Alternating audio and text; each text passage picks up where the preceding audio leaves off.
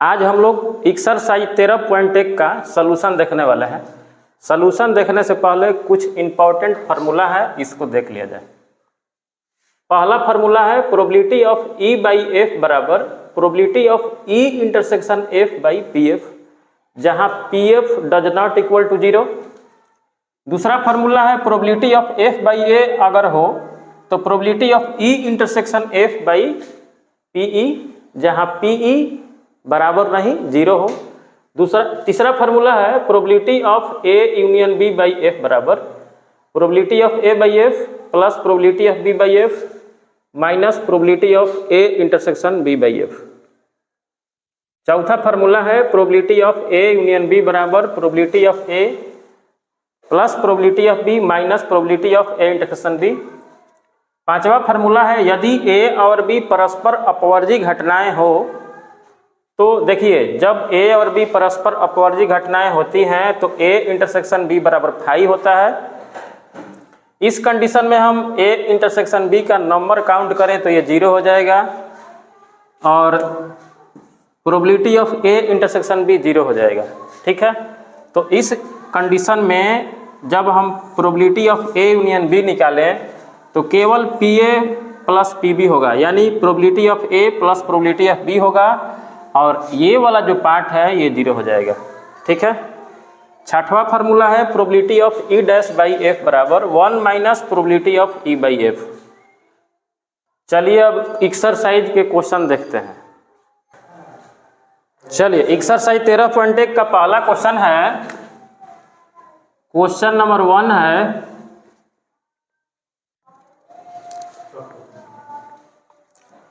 यदि ई और एफ इस प्रकार की घटनाएं हैं कि प्रोबेबिलिटी ऑफ ई बराबर 0.6, प्रोबेबिलिटी ऑफ एफ बराबर 0.3 और probability of E intersection F बराबर 0.2 हो तो probability of E by F और probability of F by E ज्ञात करें। यानी क्वेश्चन नंबर 1 दिया है कि यदि ई और एफ इस प्रकार की घटनाएं हैं कि यदि पी ई बराबर 0.6, पी एफ बराबर 0.3 और probability of E intersection F बराबर 0.2 हो तो probability of E by F और probability of F by E ज्ञात करना है। तो जो भी दिया हुआ है इसे हम लोग लिख लेते हैं। क्वेश्चन में दिया है, क्वेश्चन में दिया है प्रोबेबिलिटी ऑफ ई बराबर 0.6, प्रोबेबिलिटी ऑफ एफ बराबर 0.3 और probability of E intersection F बराबर कितना है 0.2 है। तो हम लोग को क्या करना है, probability of E by F का मान निकालना है और दूसरा निकालना है probability of F by E का मान। ठीक है, चलिए तो probability of E by F का फार्मूला हो जाएगा probability of E intersection F by P F. ठीक है, तो यहाँ कुछ नहीं करना है, probability of E intersection F का जो भी मान आया है 0.2 उसको लिख देना है और प्रोबेबिलिटी ऑफ एफ का जो भी मान दिया हुआ है उसको लिख देना है। यहाँ से पॉइंट कटा देना है, कटाने के बाद इसका आंसर 2/3 आ जाएगा। ठीक है, इसी प्रकार अगर हम इसका निकालें तो इसका फार्मूला हो जाएगा probability of E intersection F by PE, यहाँ जो भी नीचे रहेगा वहीं रख देना है। तो यहाँ probability of E intersection F का मान है 0.2 और प्रोबेबिलिटी ऑफ ई का मान है 0.6। तो यहाँ से हम कटाते हैं तो ये हो जाएगा 2/6 और इसको छोटा करते हैं तो ये 2 तिहाई 6 हो जाएगा, 1/3 इसका आंसर हो जाएगा। ठीक है, क्वेश्चन नंबर 2 है probability of A by B ज्ञात कीजिए यदि प्रोबेबिलिटी ऑफ बी 0.5 हो और probability of A intersection B 0.32 हो। तो यहाँ हमें दिया है, यहाँ क्वेश्चन में दिया है प्रोबेबिलिटी ऑफ बी बराबर यानी बी की प्रायिकता 0.5 है और probability of A intersection B है 0.32। हमें क्या ज्ञात करना है? हमें क्या करना है? Probability of A by B निकालना है। ठीक है, चलो। तो ज़्यादा इसमें एफर्ट लगाने की कोई ज़रूरत नहीं है। Probability of A by B का जो फार्मूला होता है, probability of A intersection B, और जो भी यहाँ नीचे लिखा हुआ है उसको कर देना है बटा में। तो probability of A intersection B का वैल्यू हो जाएगा 0.32 और प्रोबेबिलिटी ऑफ बी है 0.5। अब यहाँ क्या करेंगे, थोड़ा सा दिमाग लगाना है। यहाँ पॉइंट के बाद कुछ नहीं है तो एक जीरो बढ़ा देते हैं और इसको कटा देते हैं, तो ये हो जाएगा 32/50। अब क्या करते हैं, थोड़ा सा इसमें और दिमाग लगाते हैं। यहाँ 2 से मल्टीप्लाई कर देते हैं अंश और हर में। इससे फायदा क्या होगा कि ये 32 दूना 64 हो जाएगा, ये 100 हो जाएगा। इसका बेनिफिट ये है कि यहाँ 100 है तो सीधे क्या करना है, 0.64 लिख देना है, यही इसका आंसर हो जाएगा। ठीक, अगला क्वेश्चन है, अगला क्वेश्चन 3 नंबर।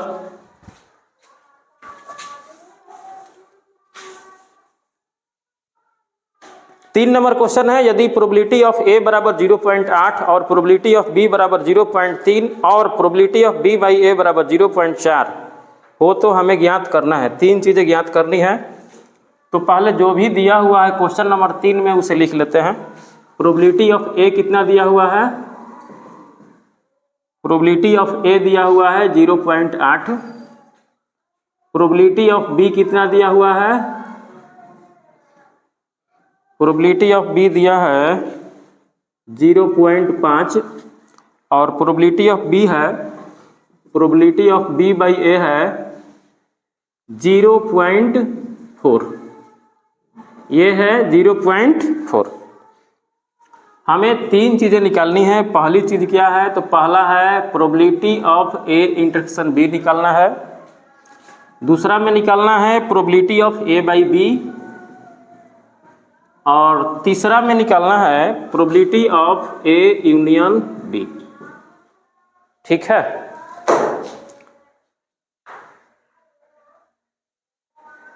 सबसे पहले हम एक काम करते हैं। अगर इस कंडीशन को हम लेकर हल करें तो इससे हमारा निकलेगा probability of A intersection B by probability of A. तो यहाँ पर मेरा ये वाला जो है ना, इसको अगर लेके चलते हैं तो हमारा बात बनने वाला है। तो हम क्या करेंगे, हम एक काम करते हैं, यहाँ जो भी दिया हुआ है प्रोबेबिलिटी ऑफ बी बाई ए बराबर 0.4, इसी से लेके आगे बढ़ते हैं। तो इसका फार्मूला हो जाएगा probability of A intersection B, और यहाँ बाई पी ए हो जाएगा, और यहाँ वैल्यू इसका 0.4 है। अगले स्टेप में हम लोग क्या करने वाले हैं कि probability of A intersection B का जो वैल्यू है, इसका तो वैल्यू है नहीं, यही हमें पता करना है। तो ये probability of A intersection B ज्यों का त्यों रहेगा पी ए, यानी प्रोबेबिलिटी ऑफ ए कितना दिया है? 0.8 दिया है और यहाँ 0.4 है। तो अब क्या करेंगे, यहाँ से हम लोग अगर क्रॉस मल्टीप्लिकेशन कर दें तो इसका आंसर आसानी से आ सकता है। तो यहाँ से हम क्या करेंगे, probability of A intersection B बराबर मल्टीप्लाई करेंगे तो 8 चौके 32 आराम से लिख देना है, और एक अंक 2 अंक के बाद यहाँ दशमलव लिख देना है। इसका मतलब ये हुआ कि पहला जो हमें लाना था, ये पहला जो लाना था उसका आंसर आ चुका है। अब हम दूसरे की बात करेंगे। दूसरा क्वेश्चन है probability of A by B. तो इसका फार्मूला हो जाएगा probability of A intersection B by P B. तो probability of A intersection B हमारा निकला हुआ है 0.32, और प्रोबेबिलिटी ऑफ बी कितना है भाई? तो 0.5 है। तो यहाँ 0.5 लिख देंगे और यहाँ 0 करके इसको उड़ा देंगे, तो ये 32/50 हो जाएगा। यहाँ भी इसको 100 बनाने का प्रयास कर देते हैं। यहाँ 64/100 हो जाएगा और ये हो जाएगा 0.64। ये इसका आंसर हो जाएगा। इसी प्रकार अगर ये 3 नंबर निकालना हो तो इसे निकालने के लिए हम लोग क्या करेंगे, probability of A union B बराबर probability of A plus probability of B minus probability of A intersection B कर देंगे। तो यहाँ प्रोबेबिलिटी ऑफ ए का वैल्यू दिया हुआ है 0.8, प्रोबेबिलिटी ऑफ बी का वैल्यू दिया है 0.5 और probability of A intersection B का मान है 0.32। तो इसको जोड़ देना है, जोड़ के इसमें से घटा लेना है। तो अगर इसको जोड़ेंगे तो ये हो जाएगा 1.3। ऐसे जोड़ लेना है, ऐसे जोड़ लेना है इत्मीनान से, ठीक ना। तो ये 1.3 हो जाएगा और इसमें से हम घटा देंगे 0.32। तो 1.3 में से 0.32 घटाएंगे तो यहाँ से 10 में से 2 घटाएंगे तो 8 हो जाएगा और यहाँ 2 बचेगा तो 12 हो जाएगा इसमें। तो 12 में से 3 घटाएंगे तो ये 9 होगा। तो ये हो जाएगा 0.98। कितना हो जाएगा? 0.98। इसका आंसर हो जाएगा, ठीक है। क्वेश्चन नंबर 4 है। क्वेश्चन नंबर 4 में दिया हुआ है probability of A by B बराबर 2/5 और 2 इंटू प्रोबेबिलिटी ऑफ ए बराबर प्रोबेबिलिटी ऑफ बी बराबर 5/13। तो हमें probability of A union B निकालना है। तो यहाँ से मेरे पास है 2 इंटू प्रोबेबिलिटी ऑफ ए बराबर 5/13, क्योंकि ये वाला जो है ना इसके भी बराबर है और ये वाला इसके भी बराबर है। तो प्रोबेबिलिटी ऑफ बी बराबर 5/13 तो डायरेक्ट लिख देंगे, लेकिन इसका वैल्यू इसके वैल्यू के बराबर है। तो हम क्या करेंगे, यहाँ से प्रोबेबिलिटी ऑफ ए बराबर 5/13, ये गुणा में है तो ये आ जाएगा इधर भागा में, तो ये हो जाएगा 5/26। अब मेरे पास प्रोबेबिलिटी ऑफ ए भी आ गया, प्रोबेबिलिटी ऑफ बी भी आ गया। तो अब इससे हम कुछ कंडीशन निकाल लेते हैं। ये जो बड़ा फैक्टर दिया हुआ है probability of A by B, probability of A by B बराबर 2/5। अब इसका फार्मूला होता है probability of A intersection B by P B बराबर 2/5। तो probability of A intersection B का मान कितना है? तो नहीं है, तो इसे ऐसे ही छोड़ देंगे। प्रोबेबिलिटी ऑफ बी का मान कितना है? तो प्रोबेबिलिटी ऑफ बी मेरे पास है 5/13। तो यहाँ हम लिख देते हैं 5/13 बराबर 2/5। अगले स्टेप में हम क्या करते हैं, probability of A intersection B का मान निकाल लेते हैं। यहाँ से 2/5 गुणा, ये भागा में है तो उधर जाके गुणा में हो जाएगा, ये 5 से 5 कट जाएगा, ये हो जाएगा 2/13। ये कितना हो जाएगा? 2/13। तो मेरा जो probability of A intersection B है ये आ गया 2/13, ठीक है। अब हमें जो निकालना है उसको निकाल लेते हैं। हमें निकालना है probability of A union B. तो इसका जो भी फार्मूला बताए हैं वो लिख देना है, probability of A plus probability of B minus probability of A intersection B. तो प्रोबेबिलिटी ऑफ ए मेरे पास कितना है? 5/26। प्रोबेबिलिटी ऑफ बी कितना है? 5/13। Probability of A intersection B कितना आया है? तो ये आया है 2/13। तो 26, 13, 13 का एलसीएम निकालेंगे तो इसका एलसीएम 26 हो जाएगा। यहाँ 5 हो जाएगा, यहाँ 13 में 26 से भाग देंगे तो 2 बार में जाएगा, 2 में 5 से गुणा कर देंगे तो ये 10 हो जाएगा माइनस 13 दूनी 26, 2 दूनी के 4। तो यहाँ 10, 5, 15 हो जाएगा। 15 में से 4 घटा देना है, तो 15 में से 4 घटाएंगे तो 11 हो जाएगा। 11/26 जो है इसका सही आंसर हो जाएगा, ठीक है। ये हो 1। 5 नंबर क्वेश्चन है कि यदि प्रोबेबिलिटी ऑफ ए बराबर 6/11, प्रोबेबिलिटी ऑफ बी बराबर 5/11 और probability of A union B बराबर 7/11 हो तो 3 चीज़ें निकालनी है। Probability of A union B, probability of A by B और probability of B by A. तो मेरे पास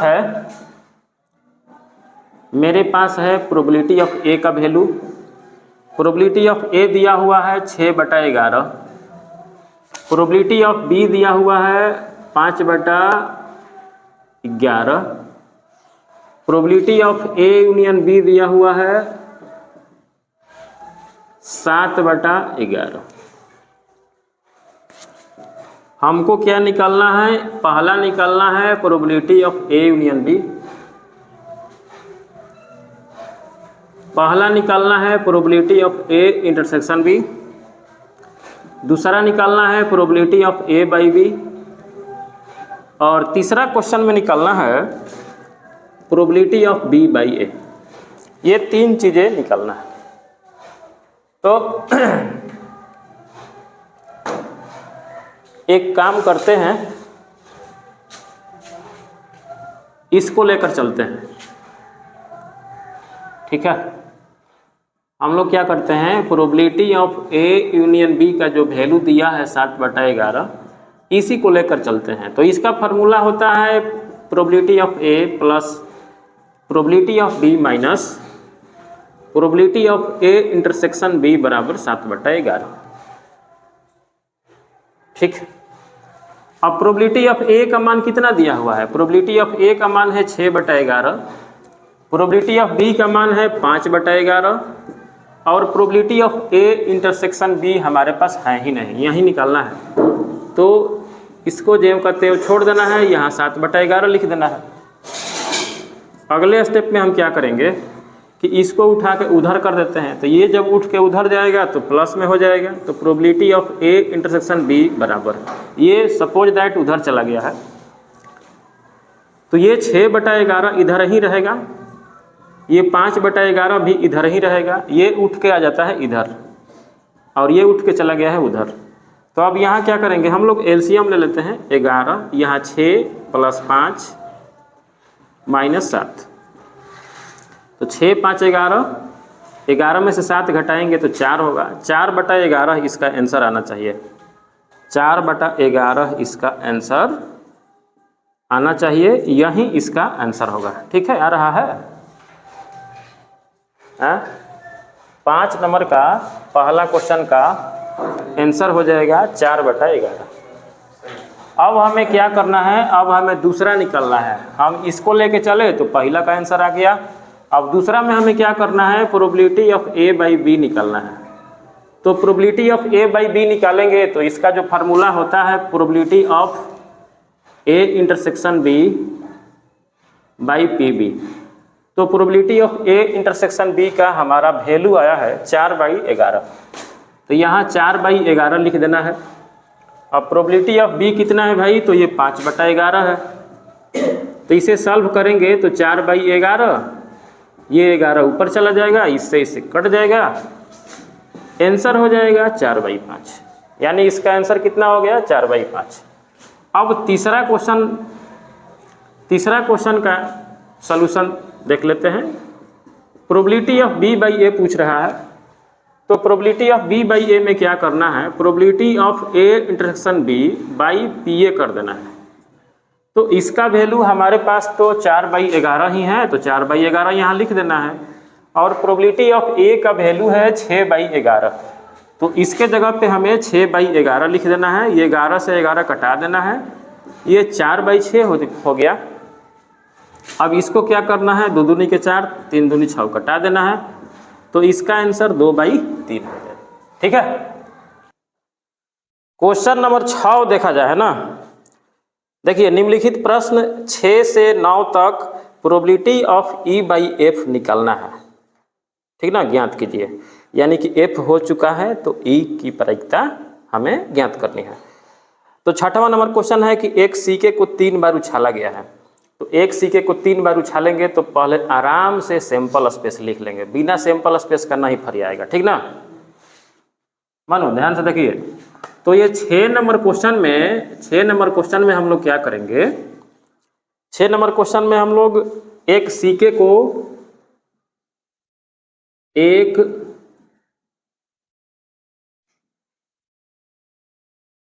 एक सिक्के को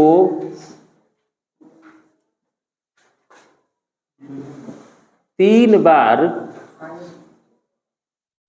उछालने पर जो भी, देखिए, जो भी सैंपल स्पेस आ रहा है ना, उसको हम लोग लिख लेते हैं। सैंपल स्पेस लिखने का सबसे बढ़िया स्टाइल है कि देखिए, यहाँ हेड हेड हेड लिख दीजिए, उसके बाद हेड हेड टेल लिख दीजिए, उसके बाद हेड टेल हेड लिख दीजिए। ऊपर नहीं न जा रहा है भाई,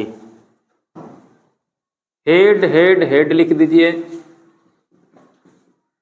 हेड हेड टेल लिख दीजिए, हेड टेल हेड लिख दीजिए, हेड टेल टेल लिख दीजिए। 4 गो हो गया ना। अब बाकी 4 को क्या करिए, टेल हेड हेड लिख दीजिए, टेल हेड टेल लिख दीजिए, उसके बाद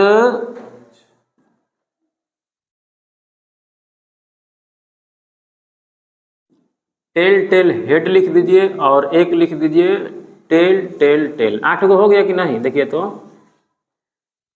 अभी ना, 1 2 3 4 5 6 7 8 गो हो गया। देखिए, इसको लिखने का सबसे बेहतरीन तरीका है, सुनिए। आप 2 गो सिक्का उछालने का जो होता है ना, देखिए 2 गो सिक्का उछालते हो तो head head head tail tail head tail tail होता है ना। देखिए, हम ट्रिक बता रहे हैं जल्दी से निकलने का, समझ लीजिए। इसे 2 गो सिक्का आप फेंकते हैं, कल भी बताए थे कि 2 सिक्का आप फेंकते हैं ना, तो देखिए head head head tail tail head tail tail, ये होता है ना 2 गो सिक्का उछालते हो तो मान लो कि 3 गो सिक्का उछालना है, 3 गो सिक्का उछालना है, ठीक ना। तो मान लो क्या करिए ना, हाई हेड को उठा लीजिए, हेड उठा लीजिए, माने में हेड हेड हेड कर दीजिए, यहाँ देखिए लिखे हैं। उसके बाद हेड हेड टेल कर दीजिए, देखिए यहाँ लिखे हैं। उसके बाद हेड को इसके साथ लिख लीजिए, हेड टेल हेड, देखिए लिखे हैं हेड टेल हेड।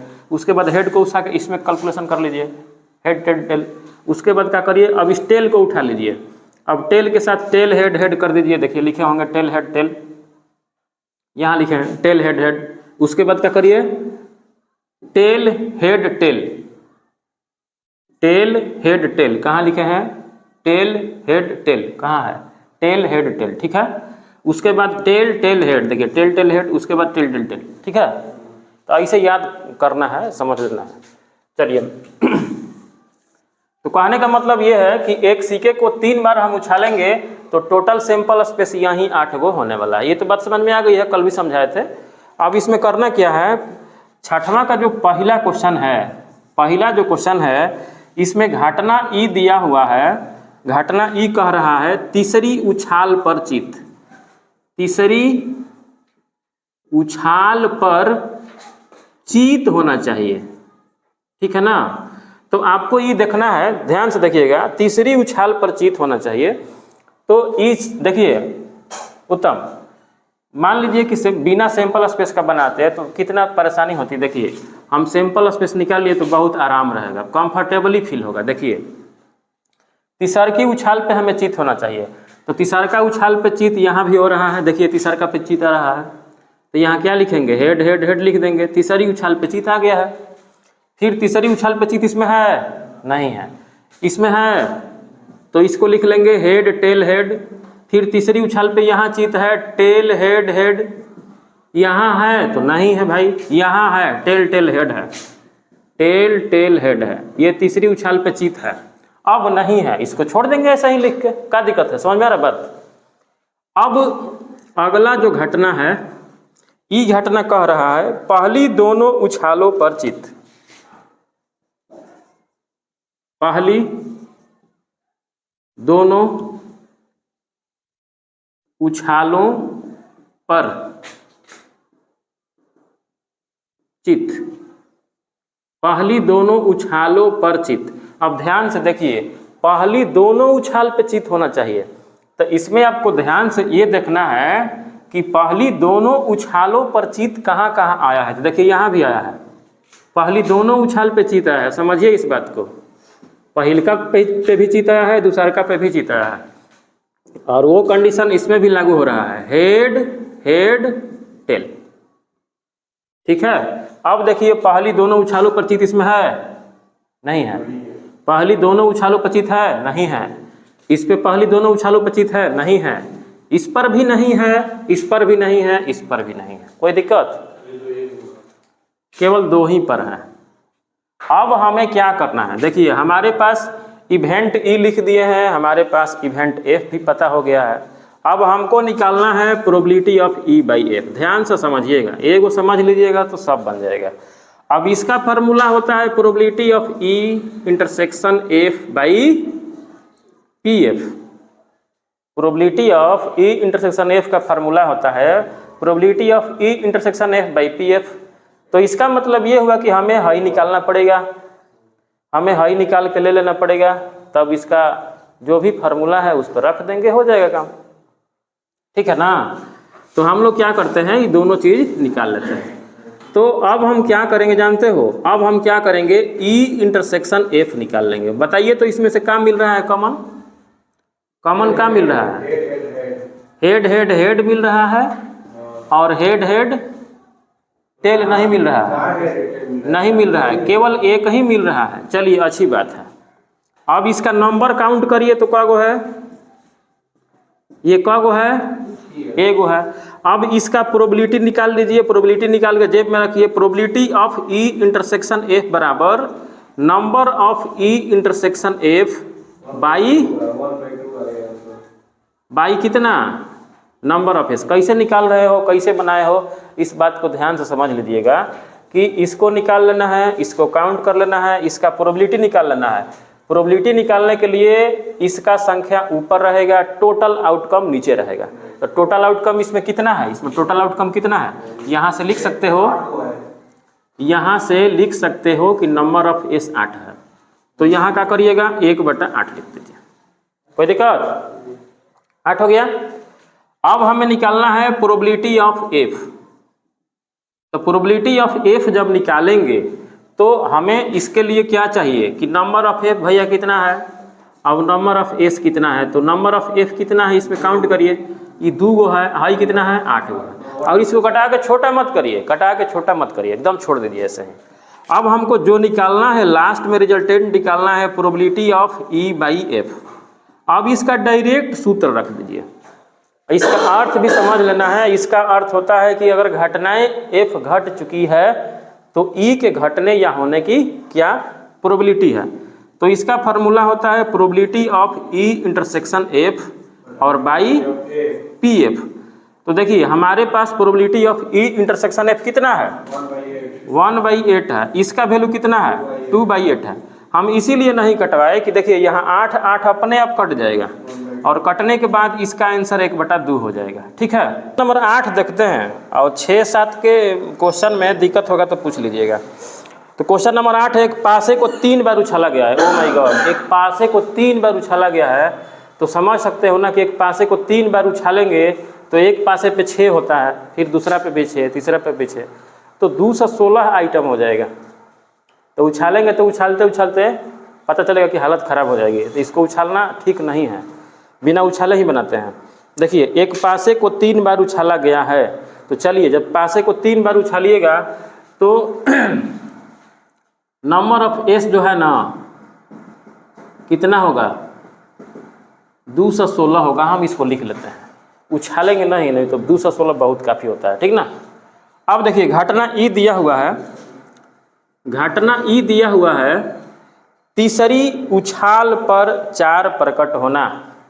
जो तीसरका उछाल है, ध्यान से सुनिएगा, जो तीसरका उछाल है उस पे 4 प्रकट होना चाहिए। तो आप लोग को दिमाग से सोचना है कि तीसरका उछाल पे 4 कब होगा। तो देखिए 1 1 4, 1 2 4, 1 3 4, 1 4 4, 1 5 4, 1 6 4। अब चलिए 2 1 4, 2 2 4, समझ में आ रहा बात ना। 2 3 4, 2 4 4, 2 5 4, 2 6 4 और 3 1 4 3 2 4 3 3 4। देखिए तीसर का उछाल पे बार बार 4 आ रहा है, ठीक ना। 3 4 3 4 1 मिनट 3 3 4 हो गया ना, 3 4 4 होगा, तो 3 4 4 होगा, 3 5 4 होगा, 3 6 4 होगा। अब चलिए, अब अभी और चलना पड़ेगा भाई। अरे भैया देखिए यहाँ 1 से स्टार्ट किए हैं, 2 से स्टार्ट किए, 3 से स्टार्ट किए, अब 4 से स्टार्ट करना है ना। 4 1 4 4 2 4 4 3 4 4 4 4 होगा ना जी। 4 5 4 4 6 4 5 5 1 4 5 2 4 5 3 4 5 4 4 5 5 5 4 और 5 6 4 और एक राउंड चलिए। 6 1 4 6 2 4 6 3 4 6 4 4 6 5 4 6 6 4। इसको भाई ध्यान रखना है कि कैसे कैसे आया है। एक जैसे मान लो हम टॉस करते हैं, ठीक ना, एक पासे को 3 बार उछालते हैं, तो कहने का मतलब 1 1 1 1 1 2 1 1 3 1 1 4 1 1 5 ऐसे आता है ना। तो उसी में जो 4 आता है तीसरकी उछाल पे, हम उसको लिख लिए हैं, ठीक ना। इतना लंबा गया, पूरा उछालते तो हालत खराब हो जाती है ना, पूरा नहीं उछालना है। एफ का कह रहा है, एफ कह रहा है भाई कि पहली 2 उछालों पर क्रमशः 6 तथा 5 प्रकट होना। हम लिखते हैं, केवल ध्यान से सुनिएगा, पहली 2 उछालों पर, पहली 2 उछालों पर, पहल का दोनों टस पे क्रमशः 6 और 5 होना चाहिए, 6 और 5 होना चाहिए, 6 5 1। पहली दोनों उछाल पे होना चाहिए 6 5, समझ रहे बात ना। पहली 2 उछालों पर क्रम के अनुसार 6 और 5 होना चाहिए, ठीक ना, बात को समझना है। तो 6 5 1 6 5 2 6 5 3 6 5 4 6 5 5 6 5 6। कोई दिक्कत? अब देखिए 6 5 के बाद 1 6 5 1 6 5 2 6 5 3 6 5 4 6 5 5 6 5 6। अब क्या होगा, अब आगे करेंगे तो 6 5 6 के बाद अब क्या ये रखना ही है, तो ज़्यादा नहीं ना हो पाएगा, इतना ही होगा, अब इससे ज़्यादा नहीं होगा। अब देखिए अगर चाहते हैं कि इसे जल्दी बना दें तो उस मेथड का भी यूज कर सकते हैं। हम दोनों मेथड दिखा देते हैं। आराम से क्या करना होगा, आपको E इंटरसेक्शन F निकालना होगा। तो ये ध्यान से देखिएगा, तो E में F में क्या कॉमन हो रहा है, तो है ना कॉमन होगा, 6 5 4 कॉमन होगा, है ना। और F हमारे पास सामने दिख रहा है, कोई दिक्कत नहीं है।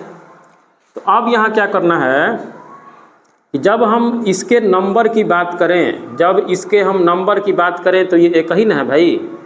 जब F के नंबर की बात करें तो ये कितना है, 1 2 3 4 5 6 है।